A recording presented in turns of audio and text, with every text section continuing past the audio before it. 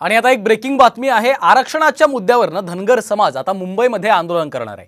येत्या 17 फेब्रुवारीपासून धनगर बांधव मुंबईकडे कूच करणार आहेत। मेंढ्या शेळ्या घोडे घेऊन धनगर समाज मुंबईत आंदोलन करणार आहे। तर धनगर आरक्षणाचा प्रश्न 22 फेब्रुवारीपर्यंत न सोडवल्यास जातीयवादी मुख्यमंत्री म्हणू असा इशारा देखील धनगर समाजाच्या वतीने मुख्यमंत्री एकनाथ शिंदे यांना देण्यात आलेला आहे। 17 तारखेला जायचं ही 2020 मॅच आपल्याला येणाऱ्या 24 तारखेपर्यंत संपवायची आहे। ही संपवायची असेल तर 17 तारखेला निघतानाही 50 लाखाची 1 कोटीची फौज घेऊन निघू। निघताना सगळे कामं दुसऱ्याला सोपवता येतील, पण बांधवांना आपल्या ज्या मेंढ्या आहेत ना त्या मेंढ्या दुसऱ्याला सोपवता येतात का? बरेच मेंढपाळ बांधव दुसरा त्याला राखू पण शकत नाही।